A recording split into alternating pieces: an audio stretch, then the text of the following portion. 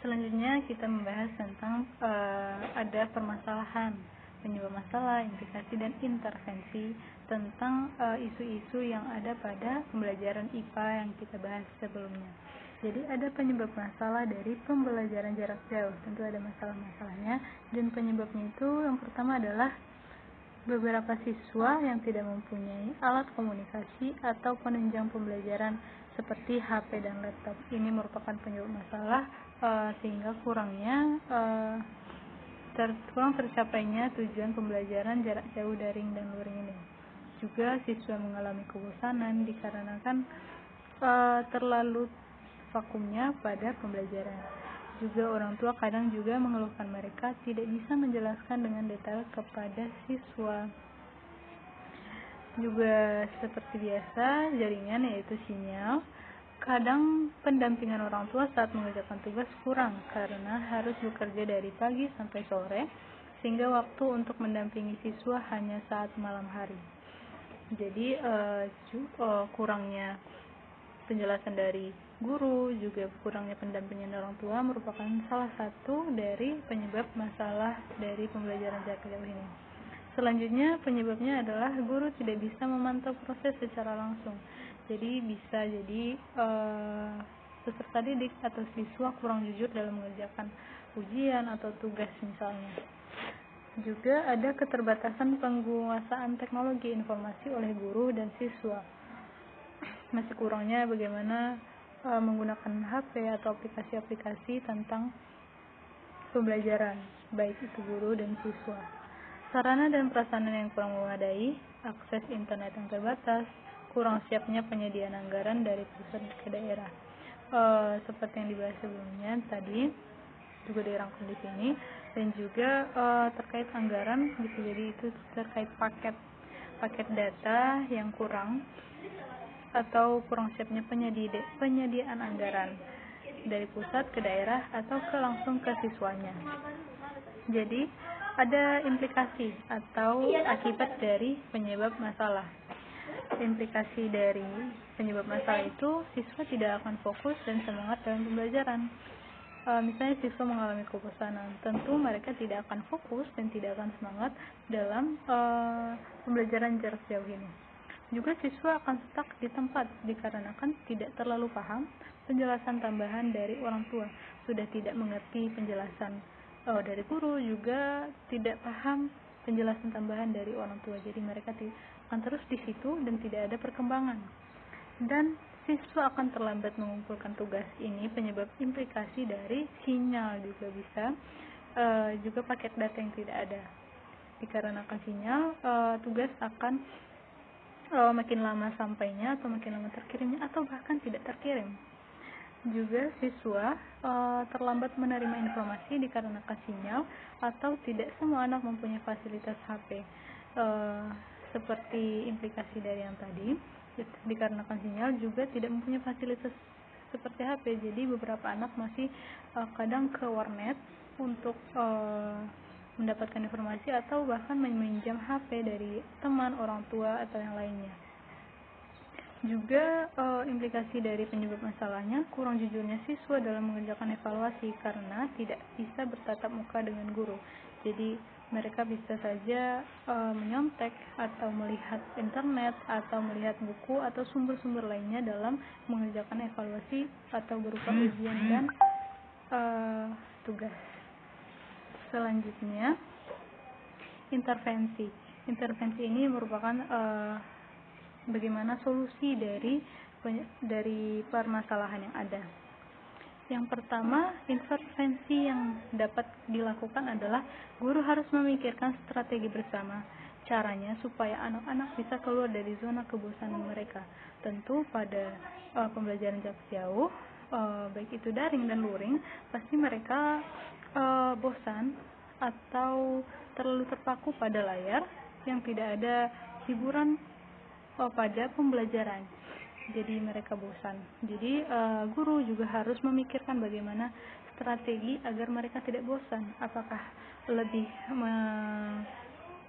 melebihkan humornya pada cara pengajarannya, atau lebih banyak menyediakan gambar dalam penjelasannya, dan lain-lain. Intervensi yang kedua adalah guru harus kreatif menciptakan pembelajaran daring menarik bagi siswa. Ini juga dapat mengatasi kebosanan yang tadi. Jadi harus menciptakan media-media pembelajaran, apakah itu berupa kuis yang mendapatkan nilai bintang atau dapat nilai tambahan atau berkelompok dan yang lainnya. Juga orang tua harus menambah waktu untuk mendampingi anak-anak. Memang orang tua juga mempunyai peran untuk bekerja, untuk menafkahi keluarga dan anak-anak. Namun orang tua juga mempunyai kewajiban mendampingi anak-anaknya dalam mengerjakan tugas, apalagi di suasana COVID ini. Jadi lebih banyak menambah waktu dan mengajari anak-anak. Sekian dari penjelasan tentang pembelajaran jarak jauh dan daring. Baik, selanjutnya pembahasan kita adalah tentang keterampilan abad 21. Nah, keterampilan abad 21 ini seperti yang kita ketahui ada permasalahannya. Juga ada implikasi dan intervensinya dan akan kita bahas di sini.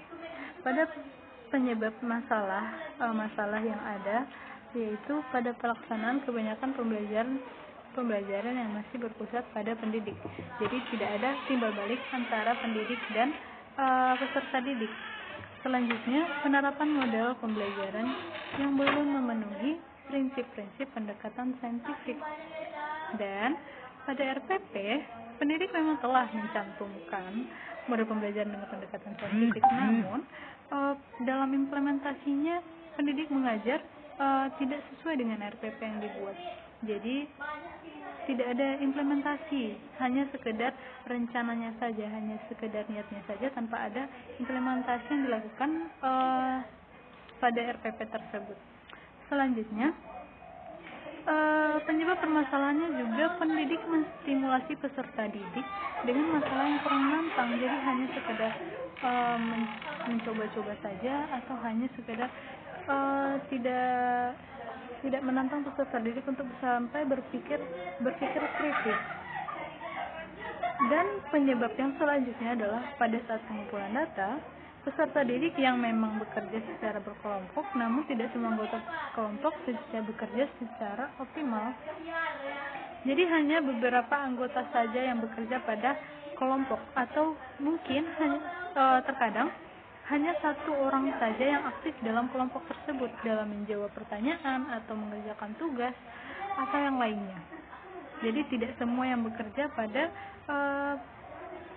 pekerjaan kelompok tersebut. Itu adalah merupakan permasalahan-permasalahan yang ada pada keterampilan abad 21 ini. Juga ada implikasinya. Implikasinya di sini maksudnya adalah terkait dengan penyebab masalah itu ada akibatnya. Akibatnya peserta didik tidak dapat menguasai keterampilan abad 21 secara optimal. Kita ketahui dari penyebab masalahnya itu ada dari pendidik juga, dari pendidik dan alat-alatnya. Kita bisa lihat peserta didik tidak dapat menguasai abad keterampilan 21 secara optimal dikarenakan pada penyebab masalahnya pendidik tidak membuat implementasi pada RPP yang sudah dirancang secara bagus, yaitu pendekatan saintifik. Juga pendidik juga tidak mensikulasi peserta didik dengan masalah yang menantang. Dan juga implikasinya di sini adalah kurang mendorong peserta didik mengembangkan keterampilan berpikir kritis dan kreatif. Dan juga proses penemuan atau konstruksi pengetahuan tidak dapat berlangsung secara optimal. Dan pada intervensinya atau yang seharusnya kita buat solusi dari permasalahan tersebut adalah reformasi pembelajaran menggeser dari pembelajaran yang berpusat pada peserta didik ke pembelajaran berpusat pada peserta didik. Kan tadi kita bisa melihat bahwa penyebab permasalahannya itu yang selalu berpusat kepada pendidik. Jadi kita menggeser dari berpusat pendidik mulai dari pendidik ke peserta didik. Dan juga buatlah masalah terbuka atau open ended dan kurang terstruktur untuk memulai pembelajaran. supaya mereka atau peserta didik dapat berpikir kritis apa yang kurang atau bisa berpikir secara terbuka.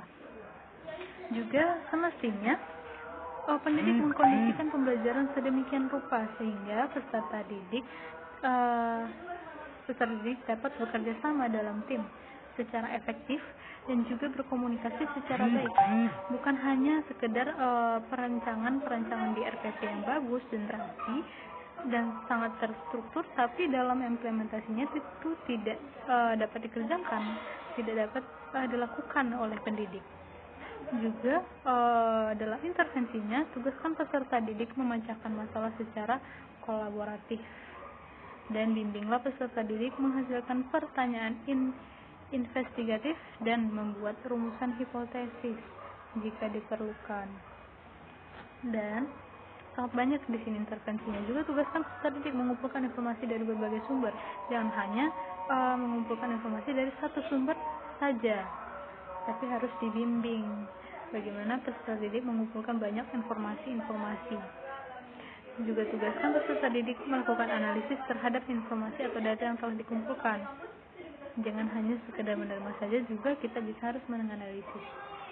Tugaskan peserta didik mengkomunikasikan hasil-hasil pemecahan masalah secara tertulis dan lisan. Dalam mengkomunikasikan hasil pemecahan masalah, tugaskan peserta didik memanfaatkan teknologi. Jangan lupa teknologi merupakan hal yang terpenting pada abad ini juga kita tahu abad ini telah berkembang dan sangat membutuhkan atau sangat berkaitan erat dengan teknologi. Laksanakan pembelajaran campuran atau blended learning. Juga laksanakan penilaian keterampilan abad ke-21 yang berupa penilaian autentik.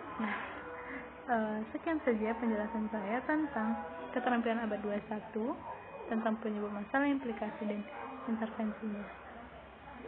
Selanjutnya adalah pembahasan mengenai literasi sains. Ada beberapa permasalahan dan penyebab masalahnya itu bisa kita lihat di sini.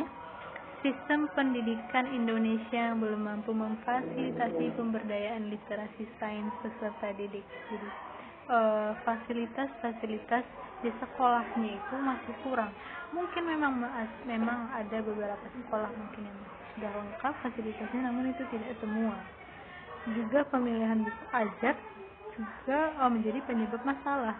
Di Indonesia, literasi sains dalam pembelajaran IPA sebagian besar masih terbatas pada materi buku ajar atau teks saja daripada melakukan pembelajaran langsung. Jadi hanya sekedar materi tanpa ada kegiatan langsung atau eksperimen yang dilakukan. Selanjutnya juga miskonsepsi. Adanya tuntutan terselesaikan materi bahan ajar oleh guru sesuai target kurikulum memaksa siswa harus menerima konsep-konsep IPA yang mungkin belum sepenuhnya dipahami, menjadikan konsep-konsep IPA dipahami secara salah atau miskonsepsi, atau hanya sekedar dihafalkan yang pada akhirnya konsep tersebut mudah dilupakan. Jadi mengejar waktu atau saking mengejar targetnya, melupakan pemahaman siswa yang juga harus diperhatikan. Jadi dikarenakan mengejar target tersebut, pendidik lupa dan juga peserta didik juga hanya sekedar mengingat pada waktu itu saja dikarenakan tidak ada kegiatan atau eksperimen yang dilakukan, hanya sekedar menghafalkannya saja. Juga penyebab yang selanjutnya adalah pembelajaran tidak kontekstual. Peserta didik di Indonesia tidak mampu mengaitkan pengetahuan sains yang dipelajarinya dengan fenomena-fenomena yang terjadi di dunia, karena mereka tidak memperoleh pengalaman untuk mengaitkannya. Sama seperti yang tadi di miskonsepsi, dikarenakan tidak ada kegiatan atau eksperimen, bisa dibilang eksperimen yang dilakukan, jadi hanya sekedar menghafalkan, hanya sekedar di buku saja atau hanya sekedar materi saja tanpa ada pengaitan dengan lingkungan, hanya sekedar di teks saja. Selanjutnya, rendahnya kemampuan membaca. Penyebab rendah minat dan kebiasaan membaca itu antara lain kurangnya akses, terutama untuk di daerah terpencil dan lain-lain. Juga penyebab yang selanjutnya adalah memang kebanyakan akhir-akhir pada zaman ini atau abad ini, peserta didik atau anak-anak lebih mementingkan gadgetnya atau lebih mementingkan sosial medianya daripada membaca pelajaran. Itu merupakan salah satu permasalahan rendahnya kemampuan membaca dan dalam literasi sains ini. Juga lingkungan dan iklim belajar. Terkadang memang lingkungannya itu tidak ada yang rajin atau tidak ada yang mendukung dia untuk lebih mempelajari lingkungan. Jadi dia terikuti atau dikarenakan juga seperti mengikut teman-temannya pergi ke sini atau kemana-mana, atau memang teman-temannya itu tidak yang sekolah, dia mengikut-ikut, jadi begitu. Selanjutnya juga penyebab masalahnya adalah pembelajaran IPA cenderung menekankan aspek pemahaman berdasarkan ingatan dan sangat jarang membangun kemampuan analisis, menerjemahkan, menghubungkan, menjelaskan, dan menerapkan informasi berdasarkan data ilmiah. Juga termasuk kepada miskonsepsi penyebab masalah yang tadi. Hanya sekedar materi, tidak ada menghubungkannya ke lingkungan, tidak ada menerapkan ke perilaku sehari-hari, menjadi penyebab masalah dari literasi sains.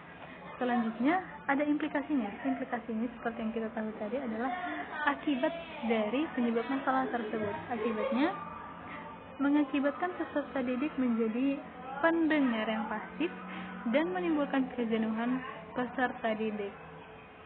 Sekedar mendengarkan tanpa ada pengaitan atau kegiatan yang mengaitkan dengan pelajaran dengan lingkungan atau pelajaran dengan kegiatan sehari-hari. Juga implikasi yang selanjutnya adalah pembelajaran kurang bermakna sehingga kemampuan literasi sains siswa masih rendah. Hanya sekedar teks, hanya sekedar belajar di sekolah, belajar yang hanya membaca atau hanya sekedar mendengarkan guru saja. Namun ada intervensi yang dapat dilakukan, yaitu pergantian kurikulum pendidikan nasional lebih baik. Dan memang kita ketahui bahwa setiap tahun atau setiap pergantian kabinet pasti ada pergantian kurikulum, dan memang kurikulum yang dilakukan pasti menjadi lebih baik. Juga perlu adanya inovasi pembelajaran IPA dengan menggunakan pendekatan, model, media, ataupun metode yang dapat meningkatkan literasi sains sains peserta didik. Dan selanjutnya, pembelajaran harus dikemas dalam sebuah model pembelajaran yang menarik sehingga dapat meningkatkan keaktifan siswa. Pembelajaran yang menarik juga harus mengaitkan, menerjemahkan, menghubungkan, menjelaskan, dan menerapkan informasi dengan pelajaran dan lingkungan supaya lebih mengerti dan paham oleh peserta didik. Nah, selanjutnya kita berbicara kembali tentang PISA. Nah, ada beberapa permasalahan tentunya, dan penyebabnya itu adalah masalah kenaikan skor rata-rata Indonesia, bahwa kenaikan skor Indonesia sejak tahun 2000 sampai dengan tahun 2015 tidak signifikan. Mungkin memang bisa naik, tapi tidak signifikan.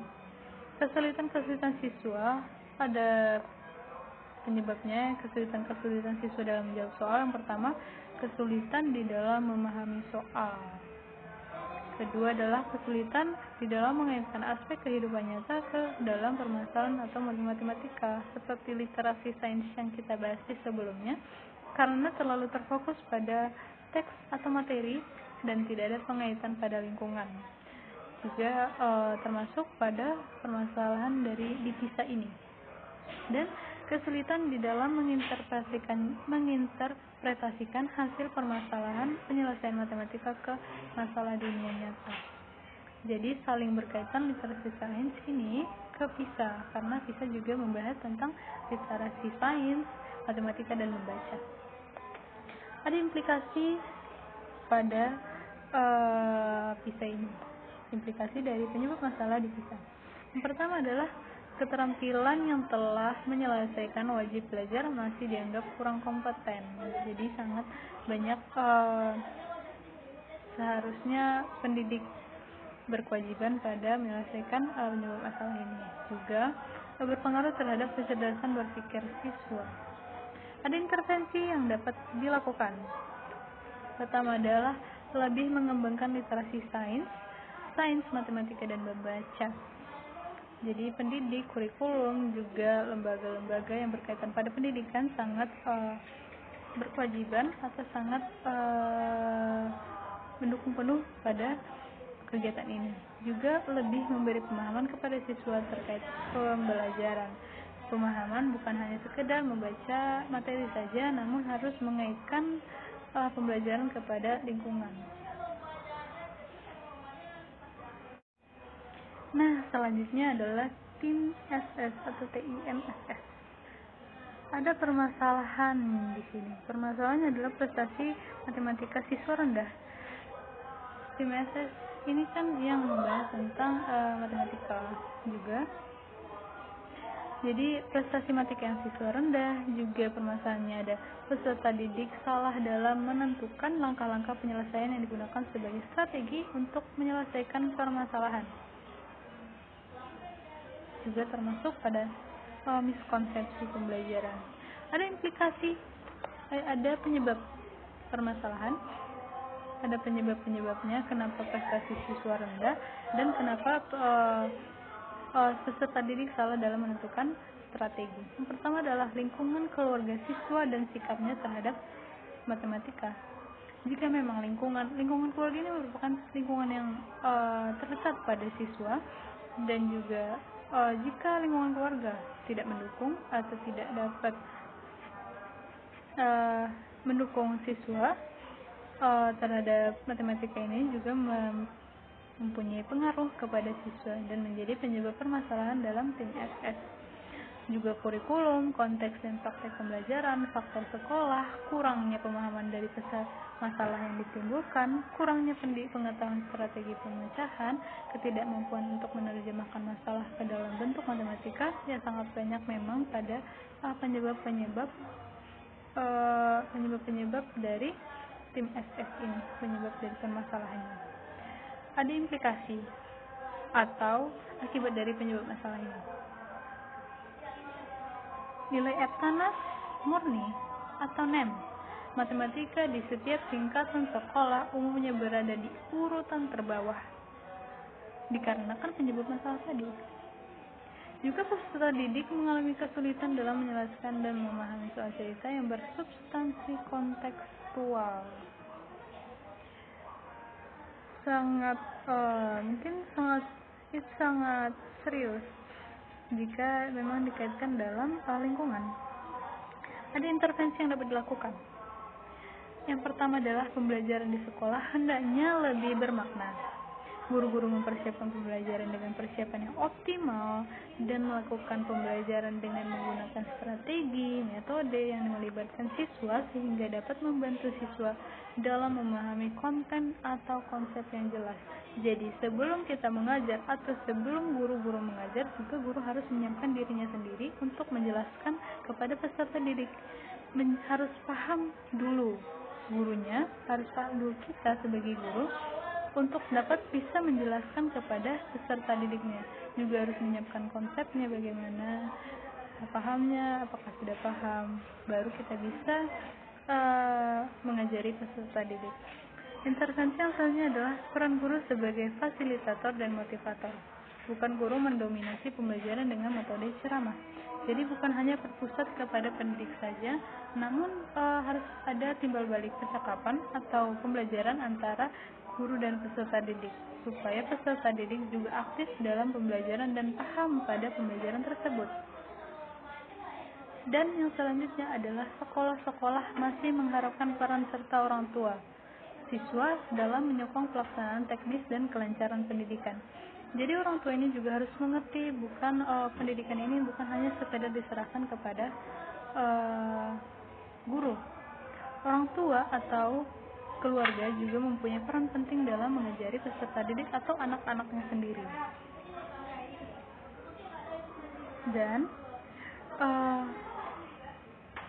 selayaknya pemerintah juga menyediakan sarana dan prasarana yang layak untuk siswa dapat bersekolah dengan baik dan semangat mengikuti pembelajaran di kelas. Misalnya tentang pembelajaran IPA atau fisika atau kimia yang membutuhkan eksperimen atau praktikum. Jadi pemerintah juga harus menyiapkan di setiap sekolah-sekolah sarana untuk di laboratoriumnya, alat-alatnya dan sebagainya. Atau memang kalau misalnya untuk pembelajaran daring dan luring, pemerintah juga memang harus menyiapkan data seluler atau paket data internet maksudnya untuk siswa-siswa dapat belajar dengan mudah. Selanjutnya juga intervensinya memerlukan kolaborasi yang kompak antar berbagai pihak yang terkait dengan pendidikan, misalnya dengan orang tua, keluarga, guru, lembaga pendidikan seperti dinas pendidikan dan lain-lain. Juga harus bekerja sama untuk mencerdaskan bangsa atau peserta didik. KPS. Nah, ada permasalahan. Kita lihat di sini. Permasalahannya itu tidak dilaksanakan atau jarang melaksanakan kegiatan praktikum. Hasil belajar siswa Indonesia tergolong masih rendah. Pada saat guru bertanya mengenai soal, kebanyakan dari siswa masih diam dan tidak berusaha untuk mencari jawaban. Entah karena entah karena pendidik yang masih kurang jelas menjelaskan, atau memang karena peserta didik yang malas mencari jawaban. Antara kedua itu mungkin memang menjadi permasalahan dalam KPS ini. Juga ada penyebab masalah. Apa penyebab masalahnya? Bahwa alat dan bahan ajar serta perencanaan pembelajaran yang kurang mendukung. Mungkin pendidik atau di dalam kelas hanya sekedar berfokus pada materi ceramah atau hanya pada buku saja. Dan guru masih kurang memahami penggunaan tes berbasis keterampilan proses sains. Ya, walaupun memang pada RPP mungkin dibuat tentang pembelajaran keterampilan proses sains, tapi tidak dilakukan. Selanjutnya adalah kurangnya keterampilan proses sains pada kelas lintas minat dengan melakukan penelitian tindakan kelas.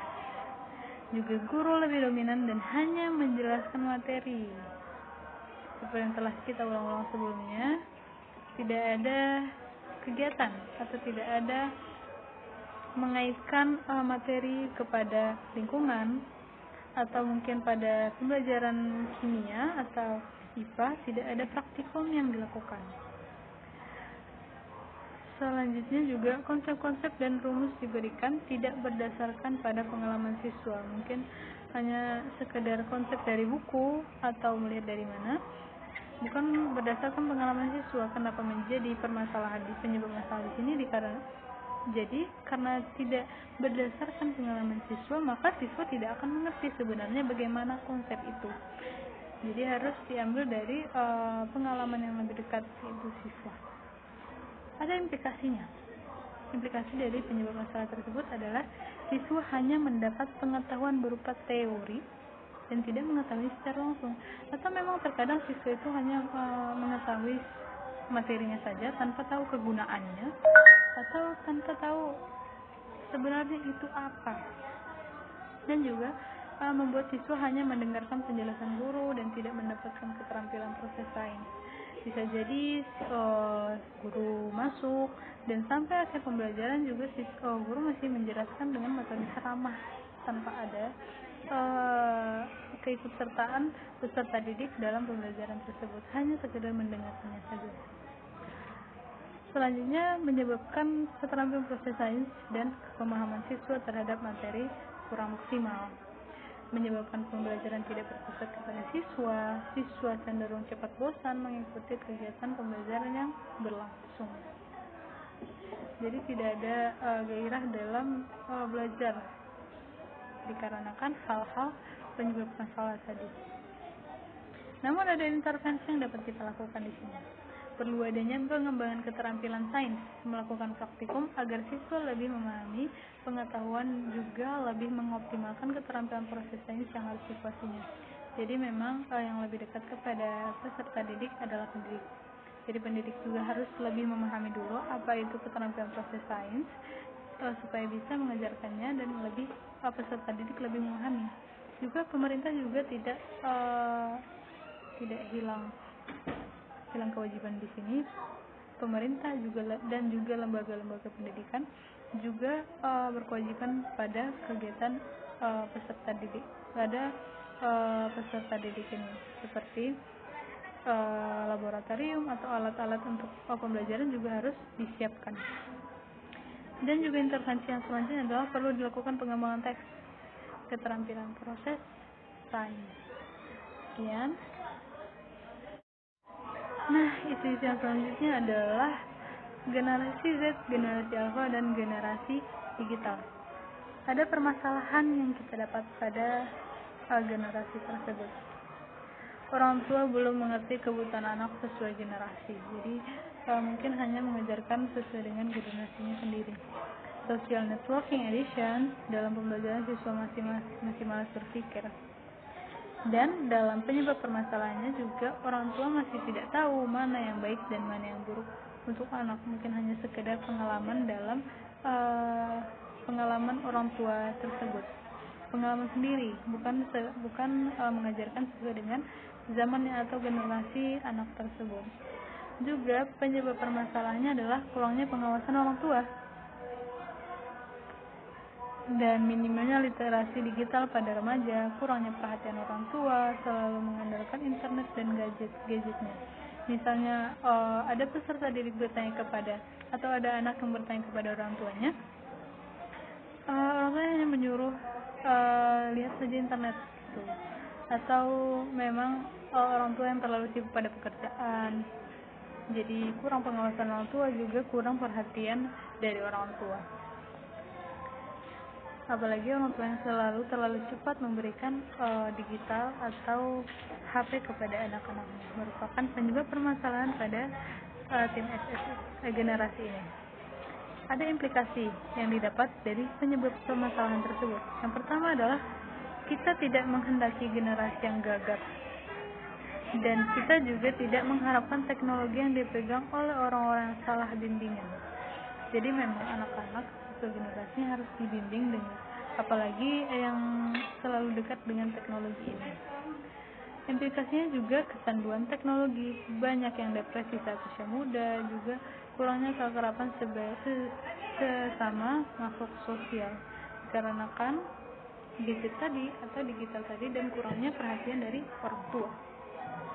Ada intervensi atau solusi mungkin bisa kita buat.